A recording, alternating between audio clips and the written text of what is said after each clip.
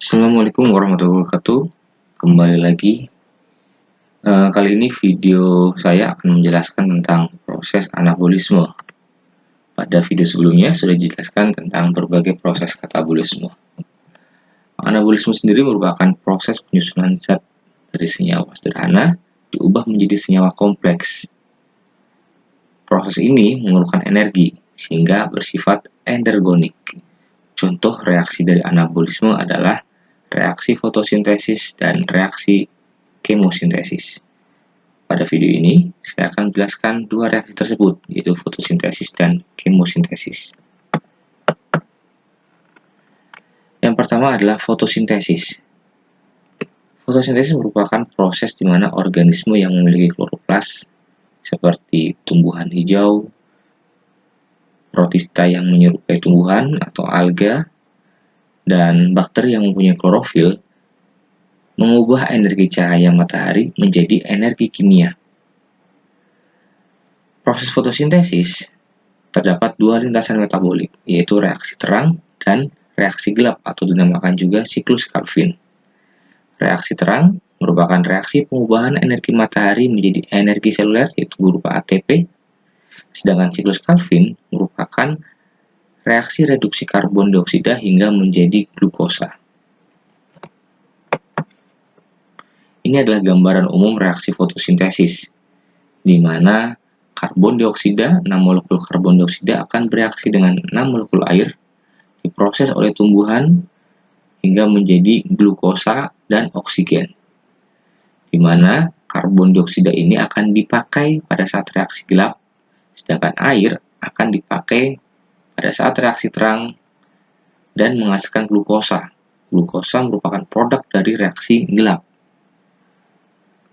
Produk yang terakhir yaitu oksigen. Oksigen merupakan produk dari fotolisis air. H2O pecah hingga menjadi ion H+ dan oksigen.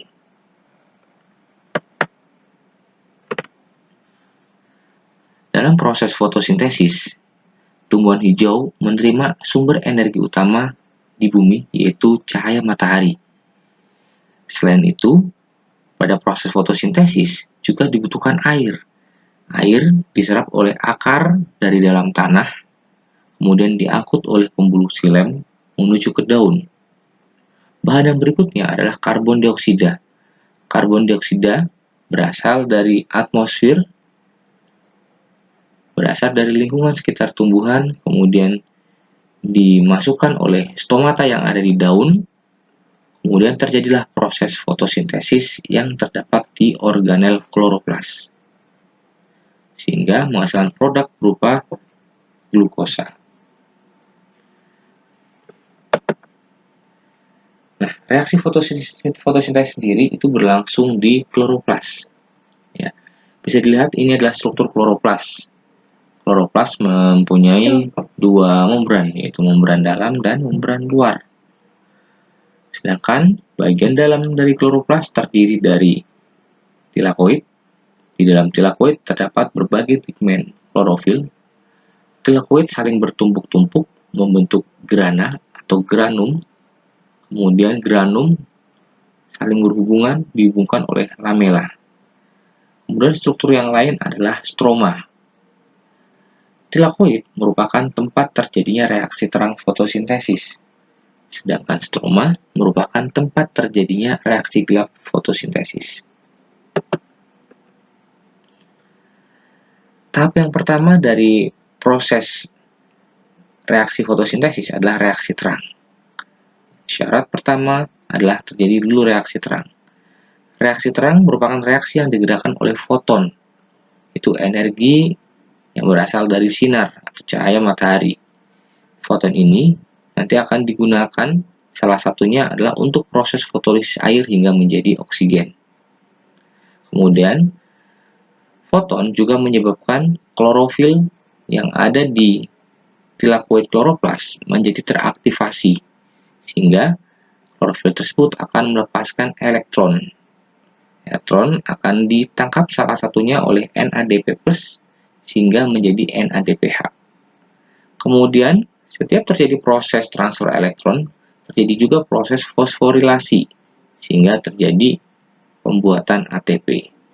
Jadi produk dari reaksi terang adalah oksigen yang pertama. Oksigen ini akan dibebaskan ke lingkungan.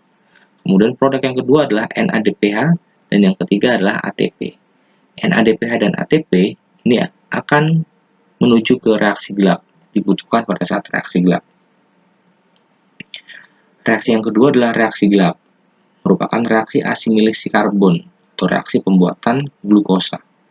Merupakan sintesis karbohidrat, sintesis glukosa yang berasal dari molekul CO2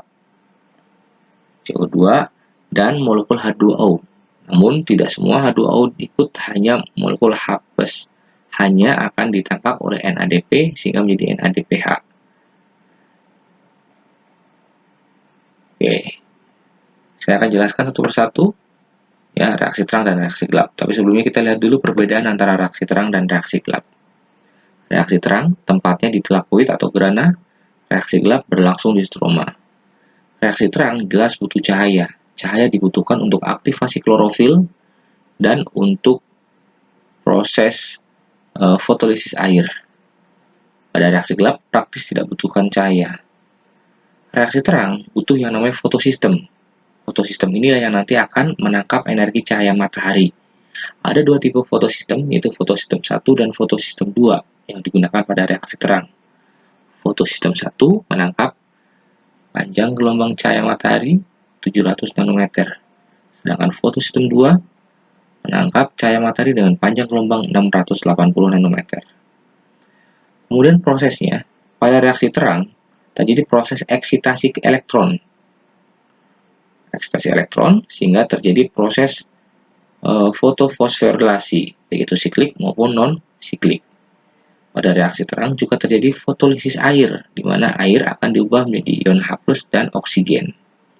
Sedangkan proses pada reaksi gelap adalah proses pengikatan CO2, proses reduksi, proses regenerasi RUBP, dan proses sintesis glukosa.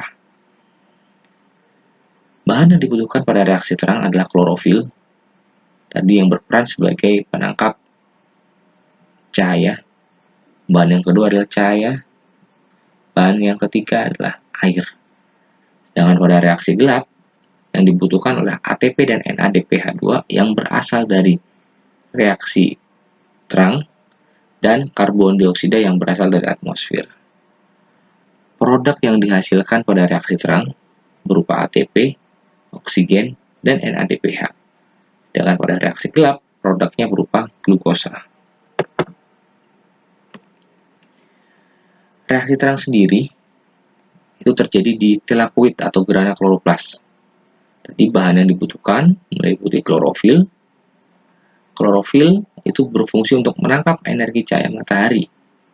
Ya, di dalam klorofil terdapat sebuah fotosistem. Ada dua tipe fotosistem, yaitu fotosistem 1 atau P700 dan fotosistem 2 atau P680. Kenapa disebut sebagai P700? Karena fotosistem 1 menangkap cahaya matahari dengan panjang gelombang 700 nanometer. Kenapa disebut sebagai fotosistem 2? Karena fotosistem 2 ini disebut juga sebagai P680 karena dia menangkap cahaya matahari dengan panjang gelombang 680 nanometer.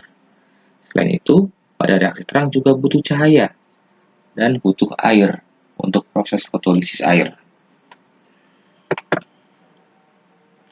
Ada dua tipe reaksi terang, dua tahap reaksi terang, yaitu reaksi fotofosforilasi siklik dan fotofosforilasi non-siklik. Pada fotofosforilasi siklik hanya dibutuhkan P700 atau fotosistem 1 saja. Sedangkan pada fotofosforilasi non-siklik hanya dibutuhkan fotosistem 1 dan fotosistem 2. Produk yang dihasilkan pada siklik hanya berupa ATP, sedangkan pada non-siklik berupa NADPH, ATP, dan oksigen. Kemudian pada fotofosforilasi siklik tidak terjadi fotolisis air. Fotolisis air hanya terjadi pada fotofosforilasi non-siklik. Prosesnya pada siklik, elektron dari P700 nanti akan melalui sistem transport dan berujung kembali lagi ke P700. Sedangkan pada non-siklik, elektron dari P680 melalui sistem transport akan menuju ke sistem P700 namun tidak kembali ke P680. Oleh karenanya disebut sebagai fotofosforilasi non-siklik karena elektron yang dilepas oleh P680 tidak kembali lagi ke P680 melainkan ke P700.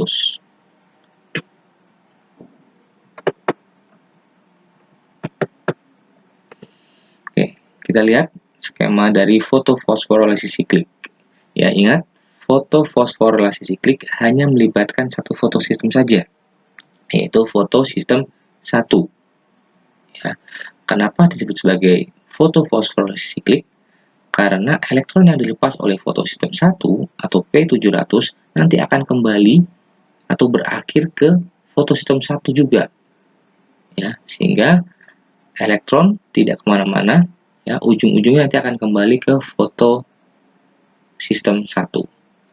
Jadi energi cahaya yang dihasilkan oleh matahari membuat elektron yang ada pada fotosistem 1 menjadi aktif, ya. Sehingga elektron tersebut akan lepas dari fotosistem 1, ya, akan ditangkap oleh akseptor primer. Kemudian dari akseptor primer akan menuju ke rantai transport elektron. Ya. Karena P700 mentransfer elektronnya ke akseptor elektron, maka P700 mengalami kekurangan elektron dan tidak dapat menjalankan fungsinya. Nah, elektron tadi yang sudah dilepas oleh P700, nanti ujung-ujungnya nanti akan kembali lagi, kamu lihat, akan ditangkap oleh fotosistem 1 kembali. Ya. Saya ulang lagi. Di cahaya matahari ini menyebabkan klorofil yang ada di fotosistem 1 menjadi teraktivasi. Klorofil yang teraktivasi akan melepas elektron. Kemudian elektron yang lepas akan ditangkap oleh penerima elektron atau akseptor primer. Kemudian dari akseptor primer menuju ke rantai transport elektron. Nah, setiap terjadi perpindahan elektron, ya, setiap terjadi proses transfer elektron, terjadi pula proses fosforilasi, yaitu pelepasan P. P yang lepas nanti akan ditangkap oleh ADP, sehingga menjadi ATP. ATP ini merupakan produk dari fotofosforilasi yang siklik. Ini muncul karena terjadinya proses transfer elektron. Nah, elektron yang lepas tadi nanti akan kembali lagi ke klorofil yang terdapat pada fotosistem 1. Sehingga disebut sebagai fotofosforilasi siklik. Nah, bagaimana yang non-siklik? Ya, sekarang bagaimana yang non-siklik? Kita bisa lihat di sini. Non-siklik melibatkan dua fotosistem, yaitu fotosistem 1 dan fotosistem 2. Kemudian produk dari non-siklik bukan hanya ATP, tapi juga NADPH, ATP, serta oksigen. Kita lihat skema reaksi terang berikut. Diawali dari energi cahaya matahari, membuat klorofil yang ada pada fotosistem 2 atau P680 menjadi teraktivasi. Klorofil yang teraktivasi akan melepas elektron. Kemudian elektronnya akan ditangkap oleh akseptor elektron, ya, dan berpindah. Nah, hal ini menyebabkan klorofil pada fotosistem 2 akan mengalami kekurangan elektron. Proses selanjutnya adalah proses fotolisis air, di mana H2O akan diuraikan menjadi 2H+, plus setengah O2, dan elektron. Nah, elektron yang dilepas oleh air akan menuju ke klorofil pada fotosistem 2. Sehingga sekarang fotosistem 2 tidak mengalami defisiensi atau kekurangan klorofil kembali karena sudah dilengkapi oleh elektron yang berasal dari air. Nah, kemudian pada fotosistem 1, ya, cahaya matahari yang masuk ke dalam fotosistem 1 akan menyebabkan klorofil pada fotosistem 1 akan mengalami aktivasi pula. Klorofil yang melepas elektron akan ditangkap oleh akseptor elektron, kemudian elektronnya akan ditangkap oleh NADP+. elektron akan ditangkap oleh NADP+. Nah, sekarang klorofil pada fotosistem 1 mengalami kekurangan elektron. Nah, untuk melengkapi elektron yang kurang pada fotosistem 1, maka diambillah elektron yang berasal dari 680 atau fotosistem 2. Elektronnya akan menuju ke klorofil pada fotosistem 1. Sehingga sekarang fotosistem 1 tidak lagi kekurangan klorofil karena mengambil klorofil dari fotosistem 2. Begitu juga dengan fotosistem 2, dia tidak kekurangan klorofil karena dia mengambil elektron yang berasal dari fotolisis air. Nah, sekarang NADP+ yang tadi sudah menangkap NADP+ yang tadi sudah menangkap elektron dari fotosistem 1 akan berikatan dengan H+. H+ ini asalnya dari mana? H+ yang berasal dari fotolisis air. H+ akan dilepas oleh air, kemudian ditangkap oleh NADP+, sehingga menjadi molekul NADPH. Kemudian, ingat, setiap terjadi proses pelepasan elektron, terjadi juga proses transfer elektron. Setiap terjadi proses transfer elektron, ada proses fosforilasi. Setiap terjadi proses fosforilasi, ada AP yang lepas. P yang lepas akan segera ditangkap oleh ADP, sehingga terbentuklah ATP. Nah, dari sini kita bisa lihat apa saja produk dari reaksi terang. Produk yang pertama adalah oksigen. Oksigen ini berasal dari fotolisis air. Oksigen ini akan segera dilepas ke lingkungan. Sebagian kecil akan dimanfaatkan oleh tumbuhan sendiri untuk metabolisme. Kemudian ATP dan NADPH. Nah, dua produk ini itu akan menuju ke tahap berikutnya, yaitu tahap reaksi gelap. Ya, tahap berikutnya adalah reaksi gelap atau siklus Calvin. Pada proses ini, praktis tidak membutuhkan cahaya matahari. Reaksi gelap berlangsung di stroma. Bahan yang dibutuhkan yaitu ATP dan NADPH yang berasal dari reaksi terang, kemudian CO2. Ada 3 bahan yang dibutuhkan yaitu ATP, NADPH2, dan CO2. Nah, reaksi gelap sendiri ada 4 tahap, yaitu tahap fiksasi, tahap reduksi, tahap regenerasi, dan satu tahap lagi yaitu tahap sintesis. Nah, silakan kamu simak baik-baik siklus Calvin-Benson ini atau siklus reaksi gelap ini. Yang pertama adalah adanya molekul RUBP atau ribulosa bifosfat. Ribulosa bifosfat ini akan melakukan proses fiksasi, yaitu pengikatan. Apa yang diikat oleh RUBP? Yaitu CO2. CO2 yang berasal dari lingkungan sekitar tumbuhan akan ditangkap oleh RUBP hingga menjadi molekul PGA atau phosphoglycerate acid. 12 molekul PGA phosphoglycerate acid. Nah, PGA selanjutnya akan mengalami proses reduksi. Reduksi atau proses pengurangan. Apa yang berkurang? Nah, di sini ditambahkan ATP. ATP akan dikurangi. Diambil molekul P dari ATP, sehingga ATP akan jadi ADP.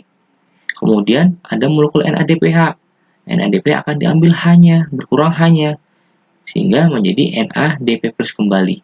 ADP maupun NADP+ ini akan menuju ke reaksi terang.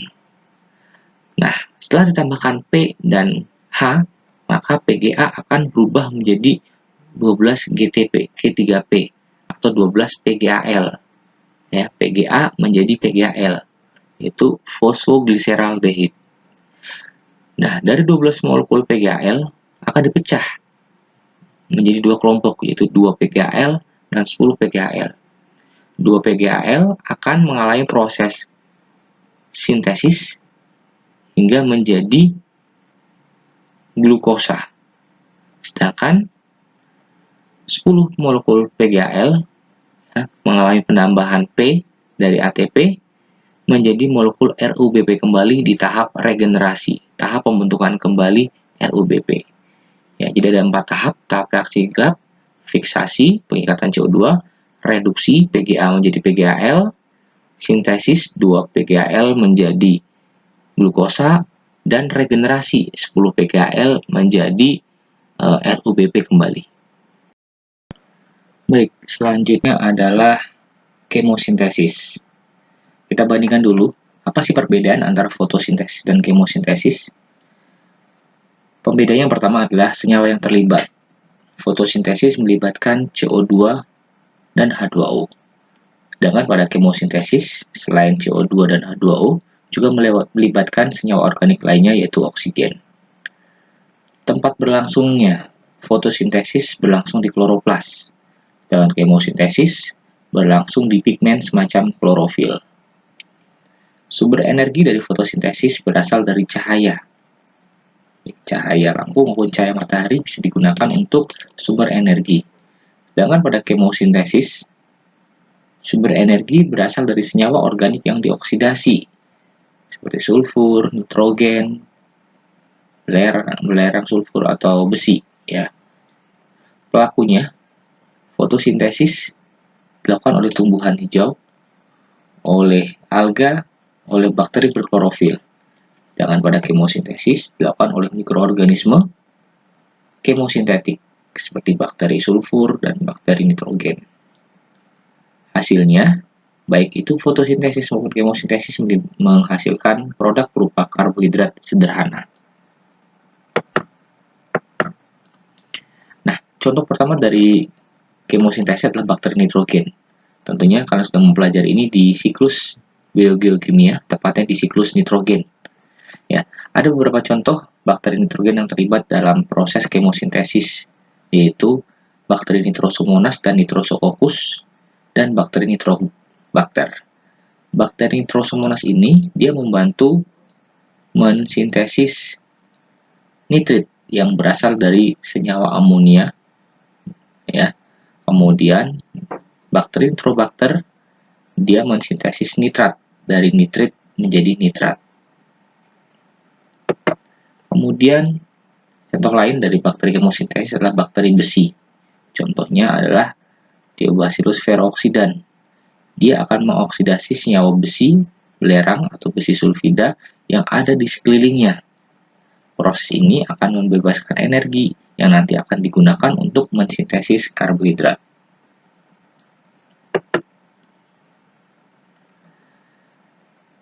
Oke, dalam proses fotosintesis tumbuhan, tentunya ada beberapa tipe tumbuhan berdasarkan jenis fotosintesisnya, yaitu tumbuhan C3, C4, dan tumbuhan CAM. Apa perbedaan antara ketiganya? Tumbuhan C3 itu contohnya adalah tanaman rumput, ya, yang di daerah kering, kemudian tumbuhan dikotil, kedelai, kacang-kacangan, dan sebagainya. Tentunya sebagian besar tumbuhan yang ada di bumi merupakan tumbuhan tipe C3. Sedangkan C4 itu seperti tanaman jagung dan tebu. Kemudian tipe CAM seperti tumbuhan nanas, ya, tumbuhan orchid, dan tumbuhan kaktus. Nah, yang jadi pembeda di antara ketiga tumbuhan ini adalah senyawa pengikat CO2 dan berlangsungnya pengikatan CO2. Senyawa pengikatan CO2 pada tumbuhan C3, seperti yang kita sudah pelajari di sebelumnya pada saat reaksi gelap, adalah RUBP atau ribulosa fosfat. Dialah yang nanti akan menangkap CO2 sehingga menjadi molekul APG atau PGA, ya, asam fosfogliserat. Sedangkan pada tumbuhan C4 dan CAM, molekul yang menangkap CO2, yang mengikat CO2 adalah PEP atau fosfoenol pirufat. Enzimnya tentu berbeda. Pada tumbuhan C3, karena yang menangkap CO2 adalah ROBP, maka enzim yang terlibat adalah enzim Rubisco. Sedangkan pada tumbuhan C4 dan CAM adalah enzim PEP karboksilase. Nah, setelah CO2 terikat, maka senyawa apa yang terbentuk? Pada tumbuhan C3, fiksasi CO2 oleh ROBP membentuk senyawa PGA atau phosphoglyceric acid. Sedangkan pada tumbuhan C4 dan CAM, ya, itu akan menjadi senyawa beratom 4 atau C4, yaitu oksaloasetat. Baik C4 maupun CAM menjadi oksaloasetat. Nah, bagian daun yang terlibat dalam proses fotosintesis pada tumbuhan C3 adalah bagian mesofil. Mesofil, ketika kita sudah belajar jaringan tumbuhan, itu terdiri dari palisade dan jaringan bunga karang. Namun, pada tumbuhan C4, itu melibatkan seludang pembuluh.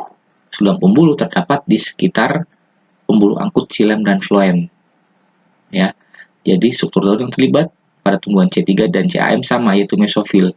Namun pada tumbuhan C4 ditambah lagi, yaitu seludang pembuluh. Ya. Kenapa? Karena seludang pembuluh ini nanti akan tempat berlangsungnya reaksi gelap. Jadi reaksi gelap pada tumbuhan C4 itu berlangsung di seludang pembuluh. Waktu pengikatan CO2 itu berlangsung pada siang hari pada tumbuhan C3 dan C4, sedangkan pada tumbuhan CAM itu berlangsung pada malam hari. Ya, suhunya pun berbeda, temperatur optimum. C3 itu berlangsung antara 15 sampai 25 derajat Celcius, C4 30 sampai 40 derajat Celcius, CAM 35 derajat Celcius. Fotorespirasinya ya, C3 itu sangat tinggi. Sedangkan C4 rendah, CAM juga rendah. Nah, bagaimana keadaan stomata? Keadaan stomata pada tumbuhan C3 pada saat siang hari dia terbuka untuk mengambil CO2, dengan pada saat malam hari tertutup. Ya, begitu juga dengan C4, sama seperti tumbuhan C3. Ya, namun pada tumbuhan CAM kondisi stomata justru malah pada siang hari dia tertutup. Justru malah malam hari terbuka. Kenapa? Karena pada saat malam hari dia akan mengambil senyawa CO2. Ini bisa dilihat ya, ini struktur tumbuhan C4 atau jagung. Ini yang disebut sebagai seludang pembuluh yang berada di sekitar xilem dan floem, tempat terjadinya reaksi gelap pada tumbuhan C4. Nah, untuk tumbuhan CAM, pengambilan CO2 itu justru pada malam hari, tidak seperti tumbuhan C3 maupun C4 yang berlangsung siang hari. Pada CAM, CO2 akan diambil pada saat malam hari. Nah, berikutnya adalah percobaan fotosintesis. Ada percobaan Priestley. Ini percobaan pada tahun 1772 membuktikan bahwa tumbuhan hijau mampu mengeluarkan oksigen ke atmosfer. Dibuktikan dengan adanya tikus yang dibarengi dengan tumbuhan hijau di tempat tertutup, dia tetap hidup. Namun ketika tikus sendirian, tidak ada tumbuhan, dia cepat mati. Kemudian percobaan yang kedua adalah percobaan Ingenhousz. Ini percobaan yang sudah kita analisis bersama, bahwa proses fotosintesis akan menghasilkan gelembung gas oksigen. Kemudian percobaan Sachs, percobaan yang bertujuan untuk bahwa proses fotosintesis menghasilkan amilum. Dibuktikan dengan menutup sebagian daun, kemudian daunnya beberapa hari kemudian direbus, tujuannya untuk mematikan sel-sel daun. Kemudian setelah direbus dengan air, direbus dengan alkohol, tujuannya untuk melarutkan klorofil. Kemudian setelah itu ditetesi dengan lugol atau iodin. Jika bagian yang tidak ditutup itu akan berwarna biru tua atau biru gelap, menandakan mengandung amilum. Sedangkan bagian yang ditutup itu berwarna pucat, menandakan tidak ada amilum. Berarti daun yang ditutup tidak melakukan proses fotosintesis dan tidak menghasilkan amilum. Dengan yang tidak ditutup melakukan proses fotosintesis dan tetap menghasilkan amilum. Yang terakhir adalah percobaan Engelmann.